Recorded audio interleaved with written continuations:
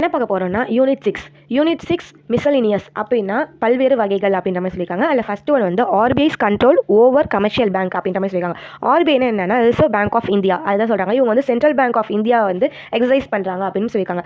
ஆர்பிஐயோட power வந்து RBI act 1934லையும் banking regulation act 1949 மூலமாக வந்து வருது அப்படின்னு சொல்லியிருக்காங்க.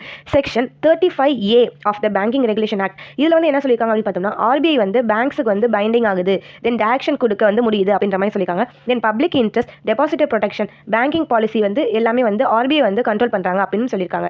Licence, inspection, branch opening, interest rate, credit policy இது எல்லாமே வந்து ஆர்பிஐ வந்து கண்ட்ரோல் பண்ண முடியும் அப்படின்ற மாதிரி சொல்லியிருக்காங்க. இது எந்த கேஸில் வந்து சொல்லியிருக்காங்கன்னு பார்த்தோம்னா RBI versus Peerless general finance 1987. இந்த கேஸில் என்ன சொல்லியிருக்காங்கன்னா சுப்ரீம் கோர்ட் ஆர்பிஐக்கு ஃபினான்ஷியல் இன்ஸ்டிடியூஷன் ரெகுலேட் பண்ணுறதுக்கு வந்து பெரிய பவர் இருக்குன்ற மாதிரி சொல்லியிருக்காங்க. தென் என்னன்னா டெபாசிட்டர் இன்ட்ரெஸ்ட் வந்து ப்ரொடெக்ட் பண்ண வந்து ஆர்பிஐ வந்து ஒரு கார்டியன் மாதிரி ஆக்ட் பண்ணுறாங்க. ஆர்பிஐ இஷ்யூ பண்ண டைரக்ஷன் எல்லாமே வந்து மேனிட்டரி அண்ட் பைண்டிங்னு சொல்லியிருக்காங்க.